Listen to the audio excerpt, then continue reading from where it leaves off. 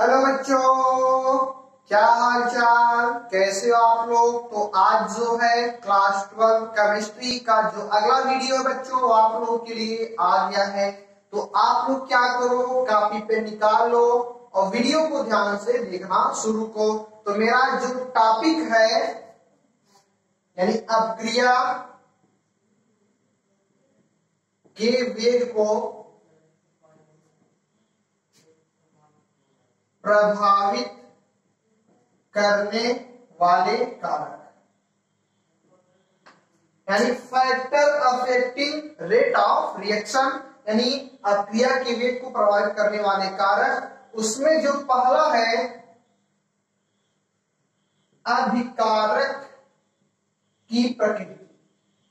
क्या है? अभिकारक की प्रकृति यानी नेचर ऑफ रिएक्टेंट। क्या है? Nature of reactant. अभिकारक की प्रकृति क्या होती है? अब समझो, इसमें क्या समझना है, जो अपक्रिया का वेग है वह अभिकारी समझो, उसके बाद देखेंगे इसे।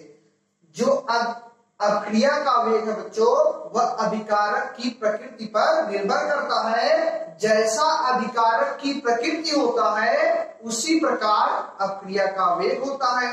अगर अभिकारक की प्रकृति अच्छी है तो अपक्रिया के वेग का मान ज्यादा होगा, और अभिकारक की प्रकृति अगर अच्छी नहीं है तो अपक्रिया का वेग का मान अच्छा नहीं होगा। जैसे बात करें आयनिक अपक्रिया की, आयनिक अपक्रिया, आयनिक अपक्रिया जैसे क्या होगा, NaCl प्लस AgNO3। इसमें क्या होगा, यहाँ पे थोड़ा ऊपर से लिखते हैं तब ज्यादा समझ आएगा, दोनों डिफरेंस भी आ जाएगा। यहां पे लिखते हैं आयनिक अपक्रिया। आयनिक यानी आयनों का अदला बदली हो, NaCl हो गया और AgNO3 हो गया।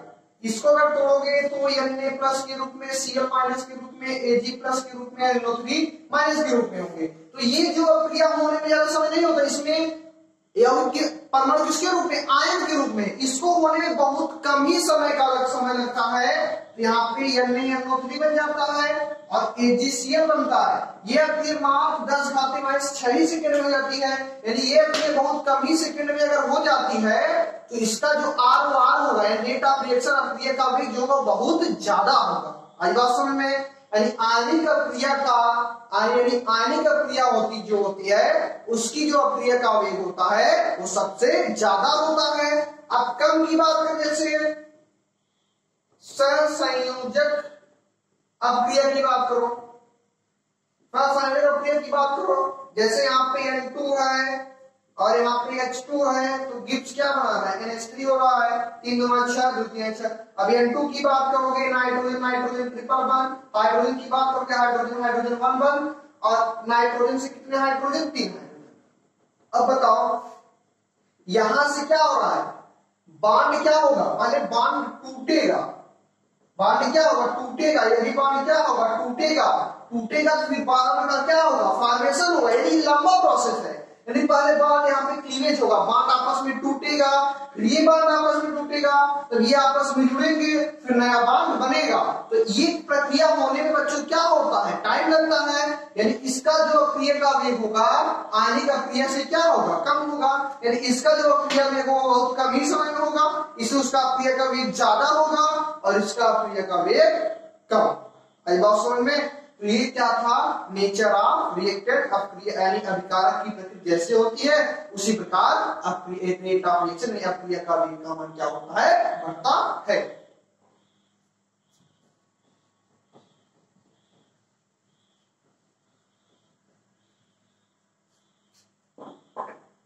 अब दूसरा रेट बनाओ,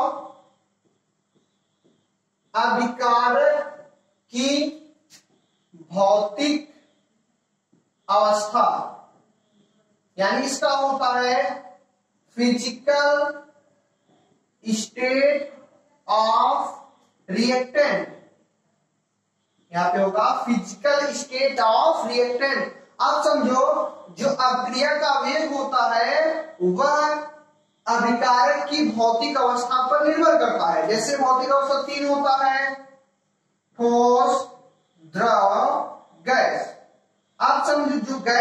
मॉलिक्यूल होते हैं बच्चों वो बहुत दूरी दूरी पर होते हैं।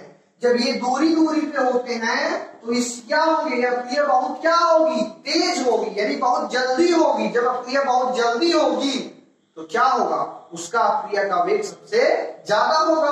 बात करें ठोस के जो मॉलिक्यूल होते हैं एकदम आपस में सटे हुए होते, बधे हुए होते हैं, तो अपक्रिया जल्दी उसको बैठ टूटना खुद ही होगा। पहले वो यौगिक से खुद ही जो ठोस के खुद ही आपस में टूटेंगे, फिर वो दूसरे से जुड़ेंगे, तो वो प्रक्रिया होने में कुछ क्या लगेगा, समय लगेगा। जब समय लगेगा तो उनका अपक्रिया का वेग क्या होगा, उसका कम होगा। लेकिन जो गैस है इसके मॉलिक्यूल बहुत दूर दूर है तो यह क्रिया होने में ज्यादा समय नहीं लगेगा।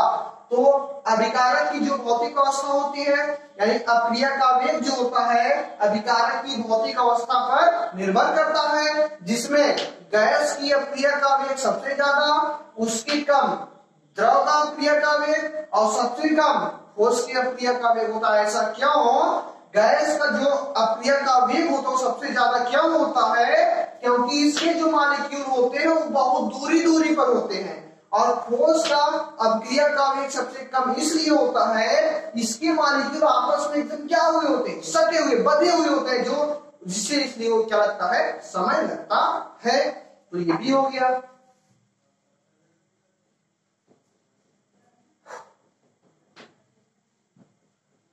अब अगला हेडिंग बना लो, उत्प्रेरक। उत्प्रेरक कैटलिस्ट। कैटलिस्ट क्या होता है, कैटलिस्ट दो प्रकार का होगा, एक धनात्मक होगा एक ऋणात्मक होगा। अब समझ लो अपक्रिया का वेग जो होता है उत्प्रेरक पर निर्भर करता है, दो प्रकार। आज हम धनात्मक की बात करें, आज ऋणात्मक की बात नहीं करेंगे।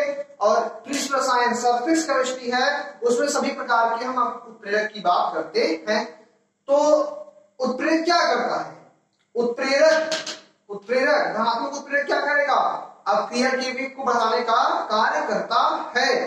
समझो दो प्रकार के उत्प्रेरक, अगर ऋणात्मक है तो अपक्रिया के वेग को कम करेगा, लेकिन आज हम ऋणात्मक की बात नहीं करेंगे, आज हम सिर्फ किसकी बात करेंगे, धनात्मक की बात करेंगे। यानी जो अपक्रिया का वेग है वह उत्प्रेरक की प्रकृति पर निर्भर करता है। अगर अपक्रिया में धनात्मक उत्प्रेरक उपस्थित है तो वह क्रिया जो होगी वह तीव्र गति होगी, यानी उसका जो अपक्रिया का वेग होगा बच्चों वो बहुत ज्यादा होगा। लिख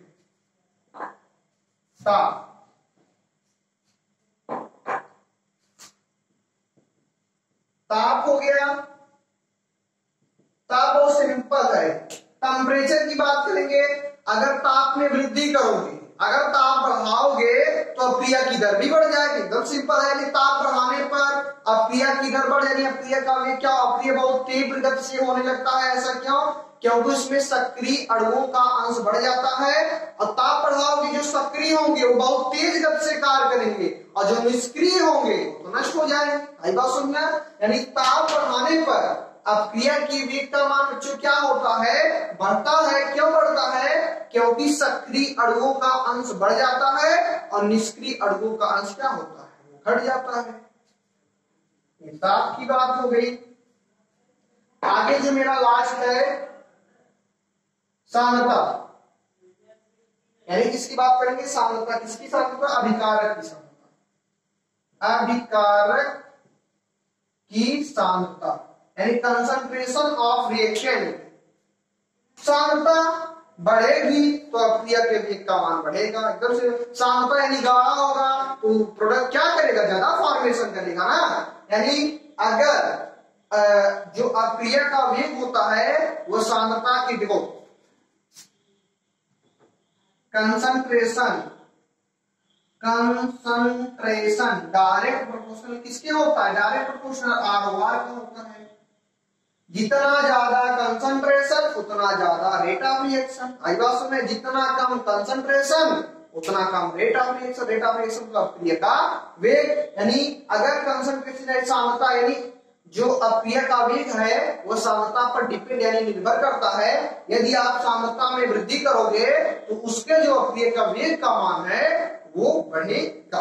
तो क्या हो गया, ये हम लोग बात किए अपक्रिया के वेग को प्रभावित करने वाले कारक। और जो मेरा अगला जो टॉपिक है ऑर्डर ऑफ रिएक्शन यानी अपक्रिया की कोटि का टॉपिक है बच्चों, वो हम लोग क्या करेंगे नेक्स्ट वीडियो में बात करेंगे।